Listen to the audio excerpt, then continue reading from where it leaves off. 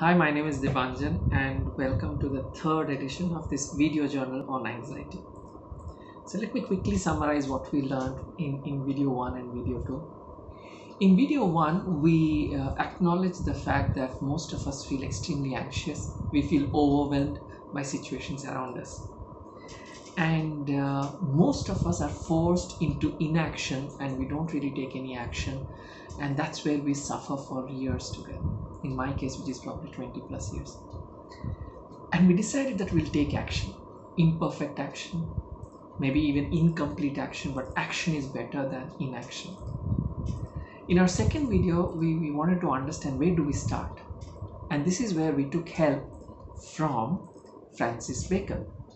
He says we must obey the forces we want to conquer, and we discovered the examples of a boat, of a ship, of an aeroplane, and I hope you really understand the beauty of this quote, which says that we don't fight anxiety, we don't fight the powers of anxiety, we study anxiety, we understand the nature of anxiety and use it to our benefit such that it doesn't really affect us. Essentially, whenever we feel anxious, it means that that task is very important to us. So that's a key learning. Now, where do we begin our journey in terms of studying anxiety? I believe it begins with self awareness. Who am I? What am I?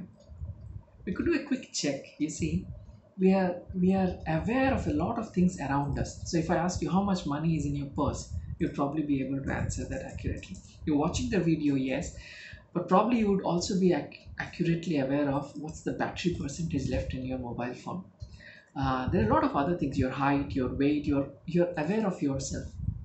But if you look at it, either it is little external or probably physical experiences that you're aware of.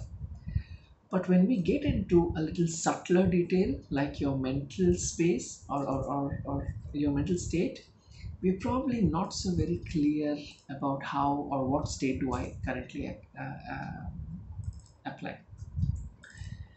Let us discuss an example, and I hope that makes sense. Have you ever been on a rough road? I mean, something on a hilly terrain which goes round and round, and some of us feel like puking, and I do for sure. So, when I went on such a trip for the first time, I did not realize that I would feel that way. But very early into this, I realized that I don't want to feel the same way again. And next time when I was traveling on such a road, I took necessary precautions. So, I would either carry a lemon, I would carry a toffee, or I'd probably have a medicine beforehand. I would not eat anything. So these are all the things proactively I would do to avoid suffering on such a rough road. Now compare this with your mental experiences with your friends, with your family, and your acquaintances. So consider this statement. We have repeated arguments with people whom we love the most on repeated topics. It may or may not be true for you, but for most of us, it is true that with our closest set of friends and family, we have repeated arguments, may not be serious, but arguments on the same topic. Probably the number of breads that you would eat for dinner, or probably when you should go out, when you should not go out, when you should come back home, and a lot of things. Okay, so you have repeated arguments on repeated topics. Now, this to me represents a similar challenge like this travel on a rough road. So, when you experience this kind of a mental resistance with somebody else for the first time, you see that that's uncomfortable. But we don't make a mental note of it that next time I experience such a terrible road, I am going to avoid this scenario by taking necessary proactive steps.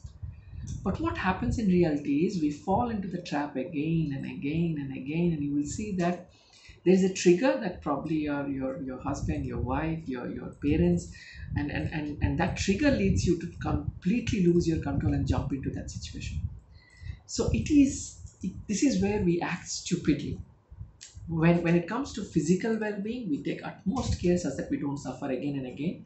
But when it comes to mental well-being, we allow ourselves to fall into the trap again and again and again. So this is where we begin. Can you probably make note of your triggers? Can you think of the rough roads that you experience mentally? And can you think or consider what can you do proactively to probably avoid that?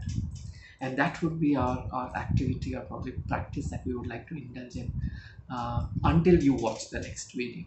Right? I hope you learned something new. I hope it makes you to think and reflect.